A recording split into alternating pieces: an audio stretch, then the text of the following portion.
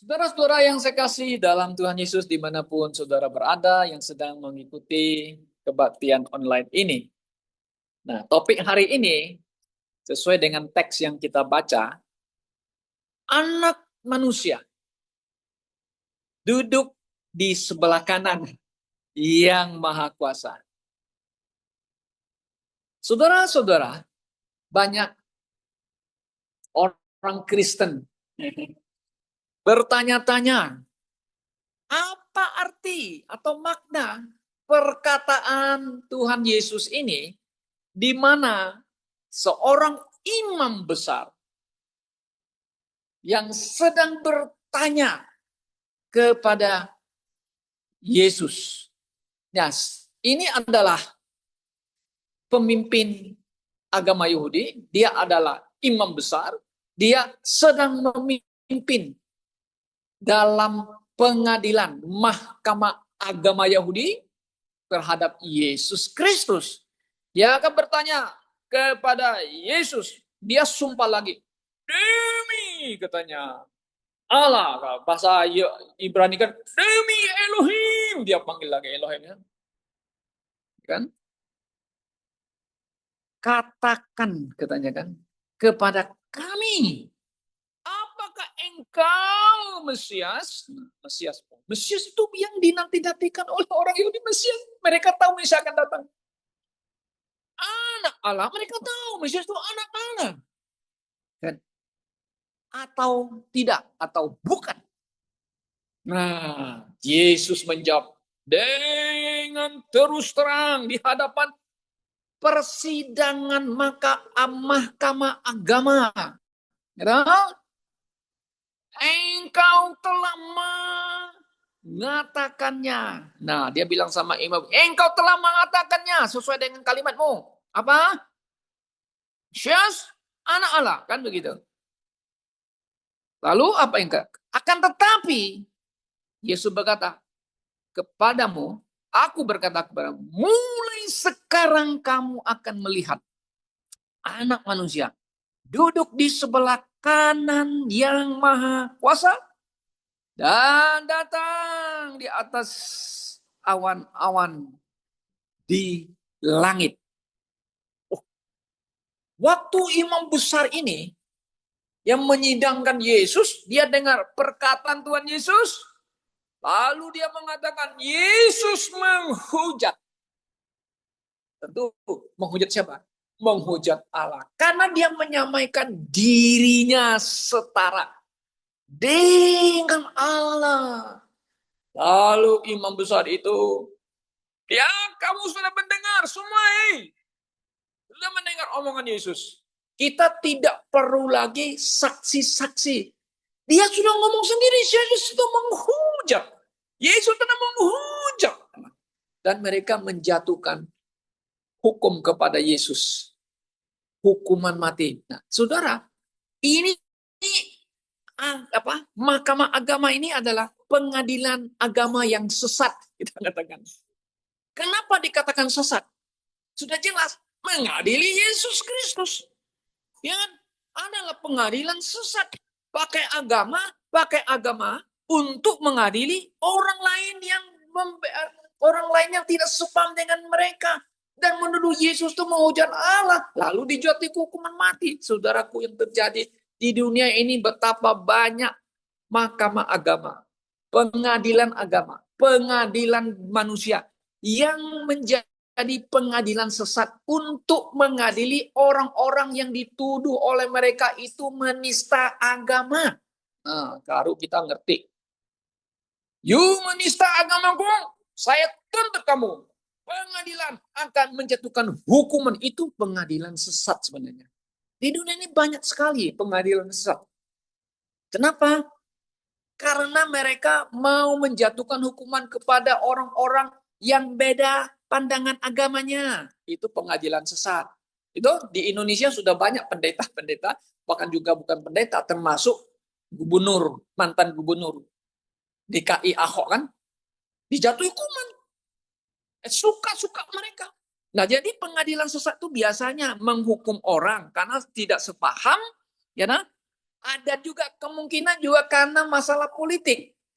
Ya, dan juga masalah apa? Sosial budaya. Nah, you tidak sewam saya, you kebanyakan sedikit menghujat saya. Ya, you saya tuntut kamu, disuruhlah pengadilan yang sekarang menghukum kamu. Dan pengadilan pun banyak menghukum orang. Kenapa? Karena tuntutan masyarakat. Ya kan? Benar. Iya, tuntutan masyarakat. Mereka mau kamu harus menghukum orang sebenarnya yang tidak bersalah. Nah, inilah kita bilang pengadilan sesat di dunia ini. Kenapa?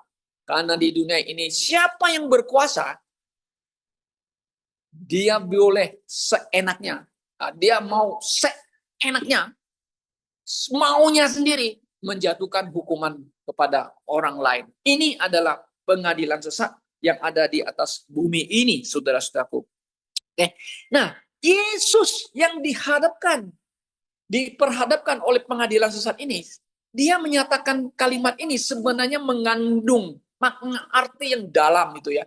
Tetapi sebenarnya ya saudara-saudara, yang mereka adili itu di hadapan mahkamah agama Yahudi itu, Yesus itu sebenarnya adalah memang Mesias anak Allah dan titelnya, dan dia punya titel sendiri, apa sebutannya, dia Yesus itu sebenarnya adalah raja mereka. Saya raja.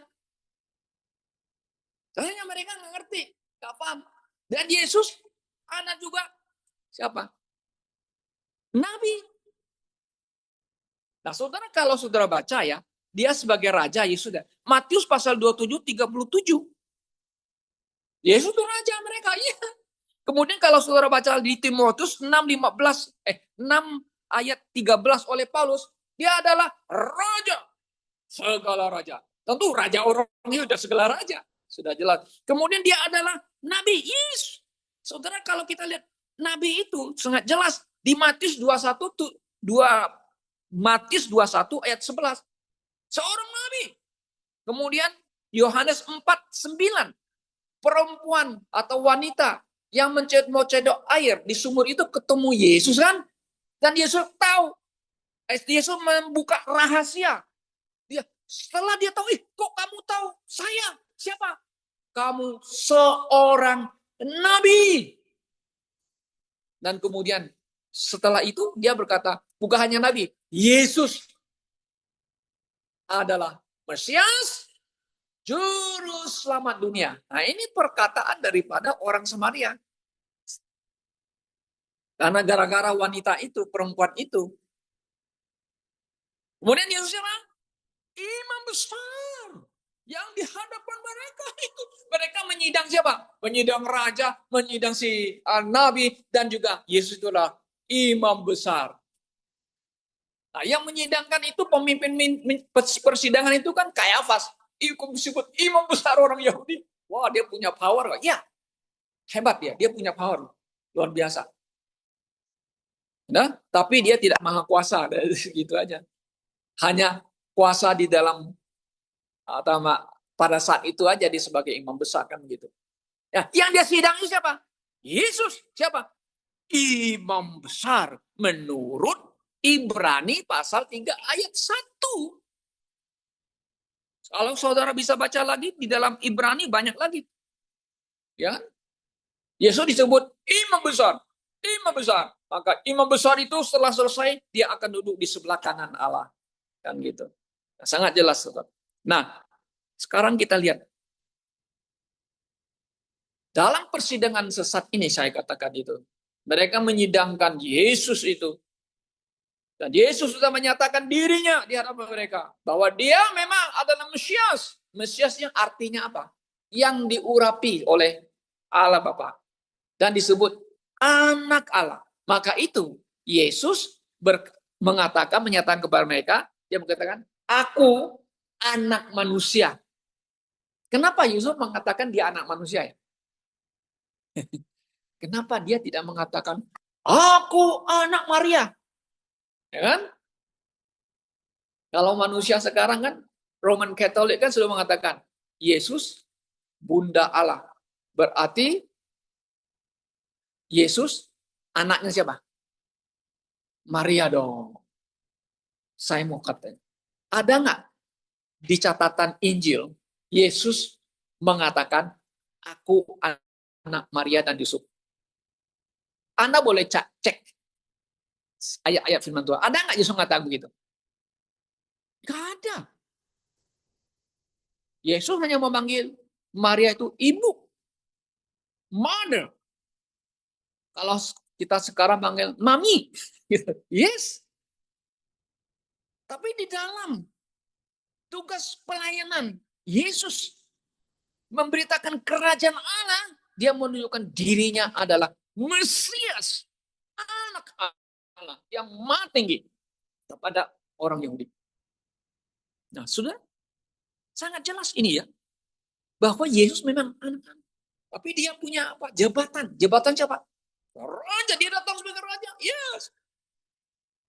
Tetapi mereka tolak dia. Akhirnya apa? Untuk menjadi raja orang Yahudi, postpone kita bilang. Ditunda karena penolakan. Karena mereka menghukum Yesus mati. Yesus imam. Yes, imam itu artinya apa? Sifat imam itu, sifat nabi, maksud saya. Yesus nabi, sifat kenabian itu begini. Nabi dipanggil Tuhan, Elia, saya utus kamu kepada umat orang Israel, orang Yahudi. Katakan mereka, firman Tuhan, A, B, C, D. Nah, begitu. Dia sampaikan itu kepada orang Yahudi.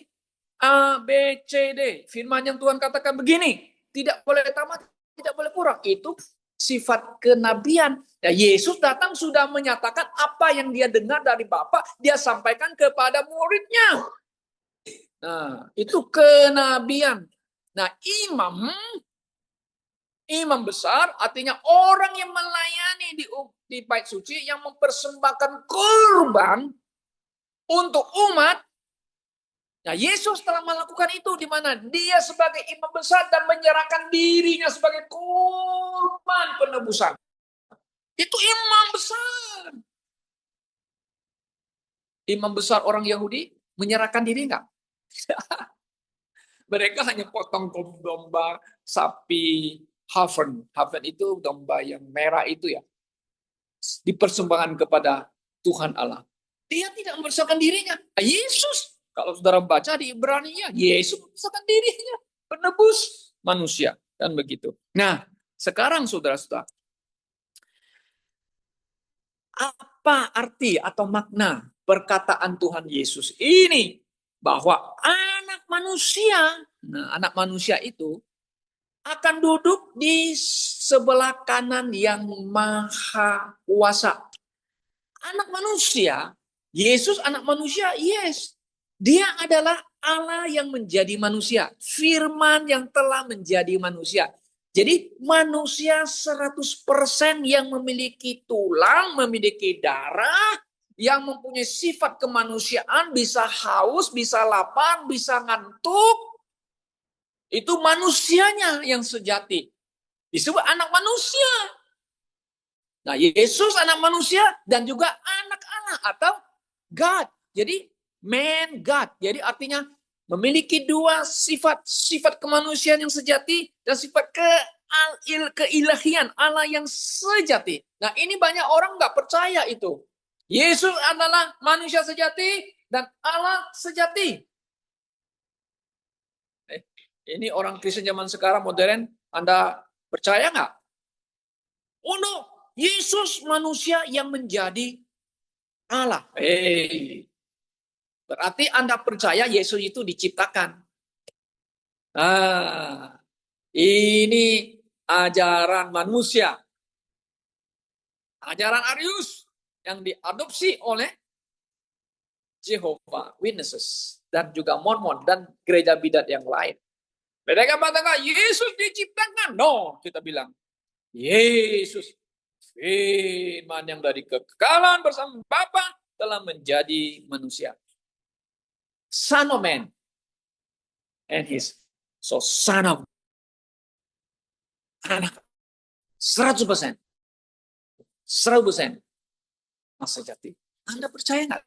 Kalau Anda nggak percaya, nah ini iman Anda kan begitu. Oke? Nah, telah menyatakan dirinya kepada orang yang pada mahkamah agama, ahli-ahli Taurat, ini aku nih.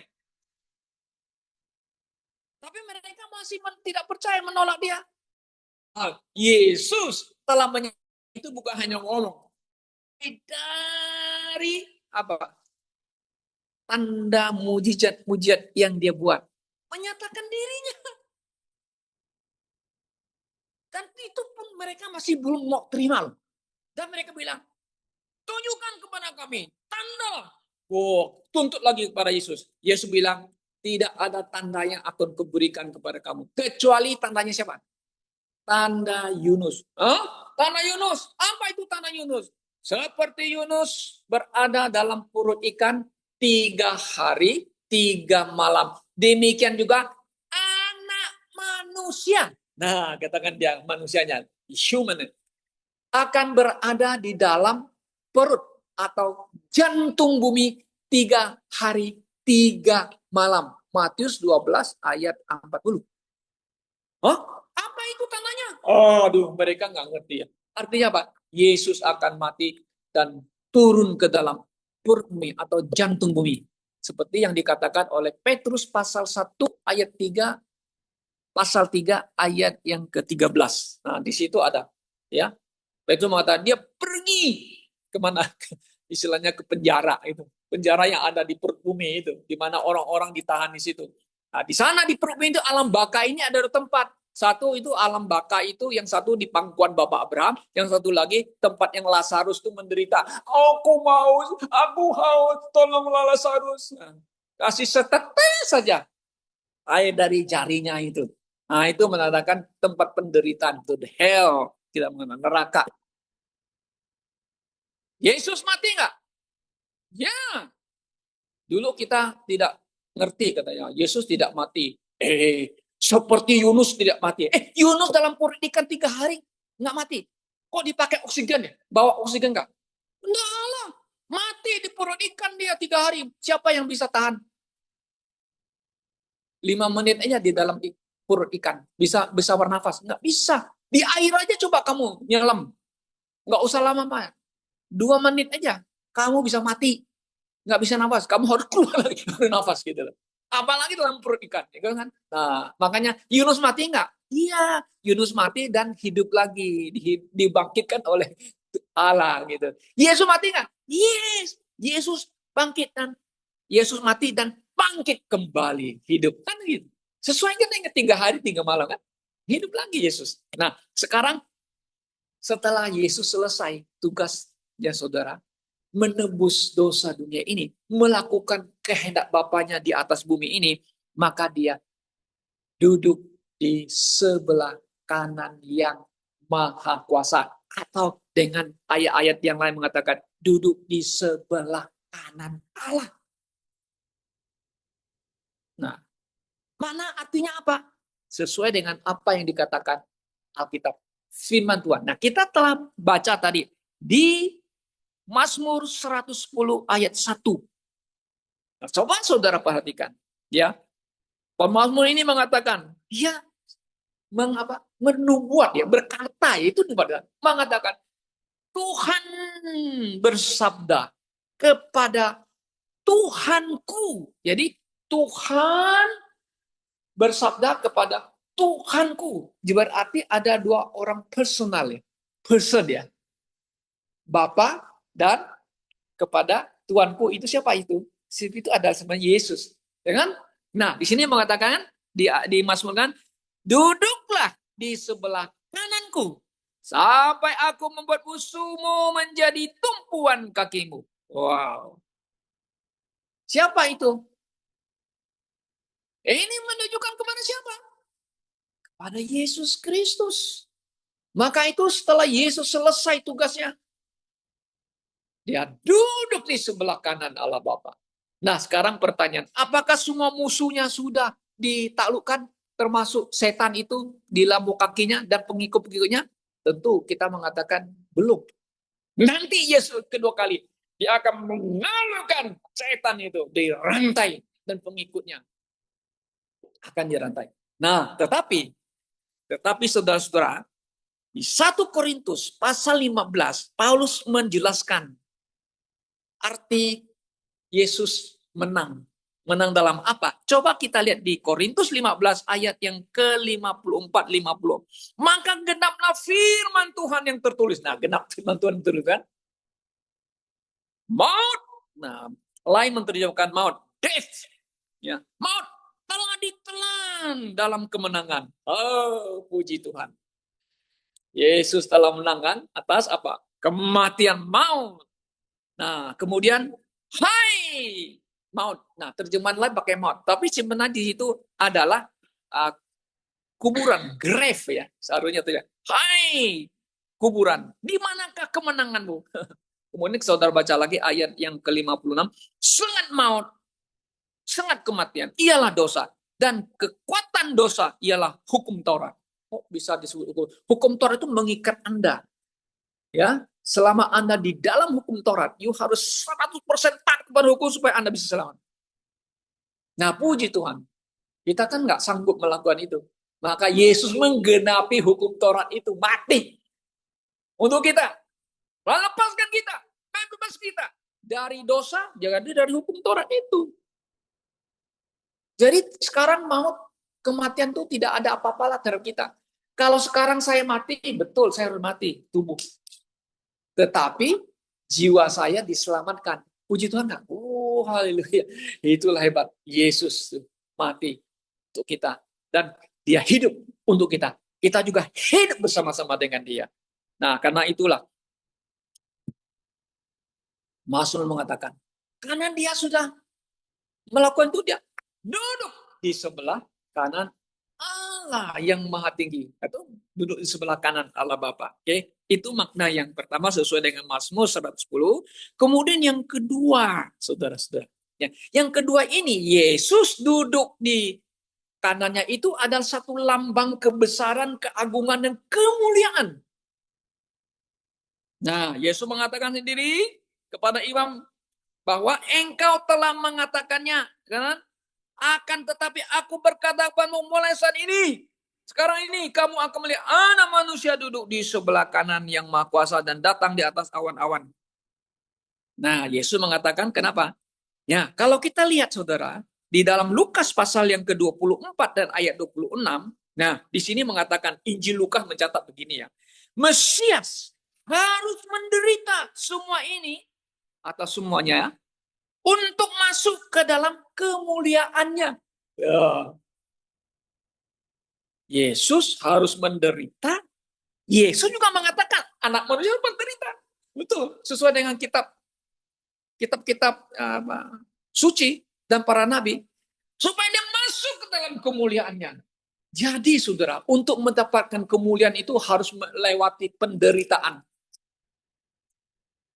Yesus menderita dan mendapat kemuliaan. Nah, itu duduk di sebelah itu kemuliaan, betul. Dan dia mendapat otoritas dari Allah Bapa kepada Yesus. Makanya Yesus berkata, dalam bumi dan kuasa telah diserahkan kepadaku. Kan gitu, dia punya otoritas, power itu, kuasa. Nah, saudara, banyak orang berpikir ya, melalui ayat ini, mereka pikir begini, ada pendeta besar mengatakan, enak aja lu percaya Yesus masuk surga. Kamu tidak pernah menderita bagi Yesus, tidak pernah pukul salib, dan tidak buat itu ini. Enak aja kamu. Mau masuk surga, menikmati kemuliaan. Kamu tidak menderita bagi Kristus.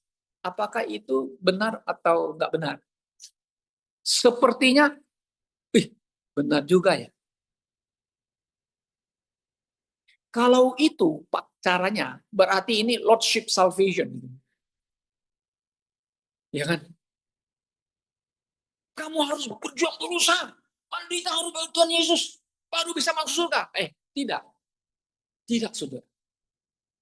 Oleh karena itulah, kita tidak mampu melakukan itu, maka kasih karunia Allah diberikan kepada kita melalui Yesus. Itulah anugerah, grace of God. Hanya kita percaya kepada Yesus, sehingga jiwa kita ditebus. Dia diselamatkan. Tetapi mengenai menderita bagi Kristus ini, adalah suatu tanggung jawab kita di atas bumi ini. Apakah Anda mau atau tidak mau? Karena nanti kalau you masuk surga, nah nanti kan diperhitungkan oleh Tuhan. Betul nggak? Mendapat apa? Namanya reward, pahala. Kan begitu. Banyak orang yang berusaha supaya dia di bumi ini harus menunjukkan dirinya seperti orang yang harus pikul salib Tuhan Yesus. Kita tidak perlu pikul salibnya Yesus kan. Makanya Yesus berkata, you harus pikul salibmu. Nggak usah Yesus udah pikul salibnya untuk kita menderita. Nah maksudnya apa? Ada satu komitmen dari diri kita sebagai orang Kristen. Kita harus buat sesuatu untuk Tuhan Yesus lah. Artinya apa? Masa kita dengan tangan kosong pulang masuk surga kan? Ya. Kita harus buat sesuatu untuk Tuhan Yesus. Mungkin Tuhan Yesus yang tertuntut yang besar. You harus mati syahid. Ya. Itu terkecuali. Ya, seperti I have decided to follow Jesus. Itu dia dapat ide ini dari orang India yang di kampung itu menerima Tuhan Yesus. Dan kepala kampung itu marah sama orang ini ikut Tuhan Yesus kan. Akhirnya anaknya, bininya semua mau dibunuh. You menyangkal, kami lepaskan. You tidak menyangkal, satu-satu dari anaknya dibunuh, isinya dibunuh loh. Sampai terakhir dia dibunuh. Nah, makanya ada seorang yang mendapatkan inspirasi dari peristiwa yang terjadi di India ini. Nah, ini kisah ini ada di India. Kemungkinan besar itu dari namanya Nagaland. Nagaland itu saya baru tahu ya, punya gereja baptis terbesar sekarang di sana. 80% penduduknya situ Baptist Church. Nagaland namanya, yang ada di utara timur, bagian timur India itu. Itu ada gereja besar yang sekarang dibangun, yang 7 tahun lalu yang dibangun. Besar sekali. Mereka bangun di atas gunung lagi. Wah, view-nya cakep, indah sekali ya. Apalagi malam hari bisa view-nya. Indah sekali ya. Itu gereja baptis yang sudah 100 tahun lebih. Hasil pelayanan seorang misionaris. Ya banyak zaman-zaman dulu itu banyak orang Kristen yang mati menderita bagi Kristus. Kita appreciate, kita sangat senang. Di mana telah ditanamkan, disebarkan Injil Yesus, Injil keselamatan bagi orang. Ya kita buat apa? Dan kita belum buat sesuatu untuk Tuhan Yesus. Oke? Nah Yesus, dia masuk duduk di sana karena sudah melewati penderitaan. Karena saudara dan saya menebus dosa saya dan saudara. Oke? Nah, saudaraku yang saya kasih dalam Tuhan Yesus. Yang ketiga, Yesus duduk di sebelah kanan yang maha tinggi itu karena dia layak menerimanya. Why? Kan kita mengatakan ya dia layak ditinggikan, diagungkan, saudara. Kan? Kenapa? Ya karena dia telah menyerahkan dirinya untuk saudara dan saya. Maka itu Allah sangat meninggikan nama Yesus Kristus, di mana dia yang tadinya meninggalkan kemuliaan, dia tadinya meninggalkan istilah dalam bahasanya ya, keilahian yang agung di surga menjadi manusia, berupa manusia, jadi hamba dan sebagai pelayan seperti hamba dan mati. Maka itu Allah Bapa sangat mengagungkan dan memberikan nama di atas segala nama yang agung itu, nama Yesus. Nah, saudara bisa baca itu di Efesus pasal 1. Kita buka ayat aja ya. Apa yang dimaksudkan, diartikan ini. Coba. Kenapa dia duduk itu? Nah, dia layak namanya. Oke? Mari kita lihat di Efesus pasal 1 ayat yang ke-18, saudara, kita baca ya. Oke. Nah, ayat 18. Di mana ayat? Maafkan saya, bukan di ayat yang ke Efesus itu. Di Filipi pasal 2. Sorry, maaf. Filipi pasal 2 ayat yang ke-9. Oke. Yang ayat ke-29, ayat 9 mengatakan demikian ya. Itulah sebabnya Allah sangat meninggikan dia. Siapa itu dia? Yesus. Dan mengaruniakan kepadanya apa? Nama di atas segala nama. Supaya dalam nama Yesus bertekuk lutut segala yang ada di langit dan yang ada di atas bumi dan yang ada di mana lagi? Di bawah bumi. Siapa di bawah bumi? Di bawah bumi ini Jiwa-jiwa orang yang tolak Yesus itu, yang ada sekarang ditahan itu di alam baka itu, neraka itu. Di mana itu? Itu di turun bumi. Ada di langit, ada di bumi, yang sekarang manusia hidup. Pas ada lagi mereka yang ada di alam baka itu. Bayangkan, kan nama Yesus itu kan. Nah, terus mengatakan dari ayat 11. Dan segala lidah mengaku Yesus Kristus adalah apa? Tuhan. Bagi siapa? Kemuliaan Allah Bapa. Coba Yesus duduk di sebelah kanan Allah Bapa itu ya. Artinya ya sama-sama sharing of the power and the authority. Hebat ya. Puji Tuhan. Oh, Tuhan kita Yesus Kristus layak menerima itu. Oke. Nah, kemudian yang terakhir. Yang terakhir Yesus duduk di sebelah kanan ini kenapa? Dia itu adalah imam agung yang mempersembahkan dirinya sebagai korban. Ya, Ibrani 8 ayat 1, Ibrani 10 ayat 12. Kemudian dia duduk di sebelah kanan tahta yang maha besar di surga. Coba kita buka. Ibrani 8 ayat 1. Ibrani. Di mana Ibrani? Ayo, di belakang sana dekat. Oh, sudah dekat Wahyu ya. Oke, sudah mau dekat Petrus. Itu Ibrani.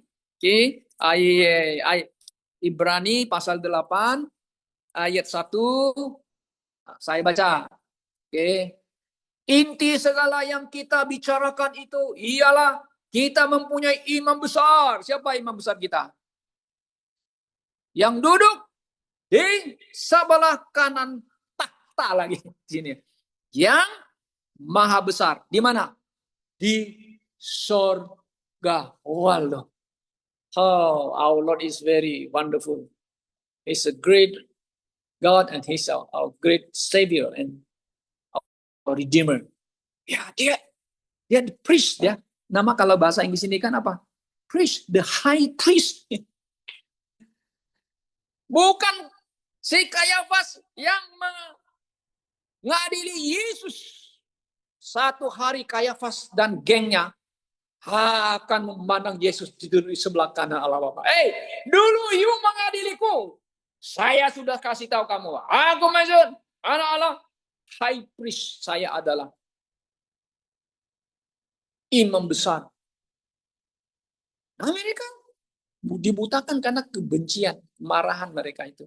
Nah, saudara bisa baca lagi di pasal 10 ayat 12 coba. Ibrani tadi ya. Pasal 10 ayat yang ke-12. Coba kita lihat ayat ini. Oke. Nah, tetapi ia telah mempersembahkan hanya satu korban saja karena dosa. Ia duduk di mana? Untuk selamanya di sebelah kanan Allah. Ya kan? Kadang-kadang kita lihat apa arti kenapa Yesus mengatakan kepada imam besar Kayafas ini ya. Saat sekarang kamu akan tahu bahwa anak manusia akan duduk di sebelah kanan yang maha kuasa. Nah, itu di tahta Allah, di sebelah kanan Allah. Saudaraku yang saya kasih dalam Tuhan Yesus Kristus. Di dalam zaman dispensasi saat sekarang ini, ya kan? Kita tidak melihat wujud Yesus. Ya kan? Kita tidak melihat atau belum melihat Yesus jadi raja yang secara fisik melihat dia. Kita tidak melihat dia sebagai imam besar yang wujudnya. Tidak kan? Tapi kok kita percaya ya? Kan gitu. Kita percaya Yesus. Dia raja ya. Dia nabi ya, nabinya dia sudah lakukan. Imam besar dia sudah lakukan. Raja. Jabatan. Nanti kedatangan dia yang kedua kali. Maka itu kita akan menobatkan Yesus Raja. Raja Yahudi sesuai tulisannya Pilatus di atas kayu salib itu kan. Ini Yesus orang Nazaret. Kalau Yohanes ada tambah Nazaret. Oh penting enggak Nazaret? Oh iya. Supaya jangan ketukar namanya. Karena nama Yesus itu kan Joshua kan. Kan banyak orang namanya Joshua juga di Israel tuh. Ya kan? Joshua panglima perang yang pimpin Israel masuk ke tanah Kanaan, kan itu Joshua. Joshua itu. Ada juga orang namanya Joshua juga, Joshua atau yang lain. Tapi ini namanya Yesus orang Nazaret. Dan masa itu. The King of the Jews. Raja orang Yahudi. Ada 3 bahasa yang ditulis itu. Pakai 3 bahasa itu. Bahasa Yunani, bahasa Latin, dan bahasa Ibrani. 3 nama itu. Kenapa bisa 3 nama? Kenapa Pilatus bisa tulis 3 apa nama itu, tulis itu dalam 3 bahasa, tahu nggak saudara? Ini mewakili anaknya Nuh. Anak Nuh ada berapa? 3. Sem, Ham, dan Yafet. Nah, semua manusia dunia ini yang diwakili oleh anak Ham, Yesus Kristus. Dialah Raja. You nggak bisa tolak. Anda nggak bisa tolak. Oh Pak, tidak. Kami punya raja sendiri. Dulu raja kami siapa namanya? Ya bisa Anda bisa ngomong aja. Tapi nyatanya Alkitab firman Tuhan mengatakan kita percaya Yesus Kristus yang ditinggikan oleh Allah Bapa itu. You akan mengakui dia Tuhan. You akan mengakui dia adalah Tuhan. Dan Raja, segala Raja. Dan Tuhan atas segala. Di zaman gereja, kita tidak melihat Yesus sebagai Raja atau Imam besar. Enggak. Tapi kita percaya Yesus yang kita tidak lihat. Kenapa? Karena catatan Injil. Saudara. Ini penting, catatan Injil yang menulis. Kayak percaya kitab suci, Injil firman Tuhan. Ya kan? Kalau saudara membaca di Yohanes 20 ayat 29, nah saudara akan tahu. Kenapa ini ditulis? Untuk apa ditulis? Makanya saudara percaya. Yohanes 20 ayat 29 kan mengatakan ini. Memang masih banyak tanda lain. Nah, tanda apa? Mujizat yang dibuat oleh Yesus di depan mata-mata muridnya yang tidak tercatat dalam kitab ini. Tetapi semua yang tercantum, tertulis di sini dicatat supaya kamu percaya bahwa Yesuslah Mesias, Anak Allah, dan supaya kamu oleh imanmu. Nah, oleh imanmu kan iman kepada Yesus kan memperoleh hidup dalam namanya. Nama siapa? Yesus.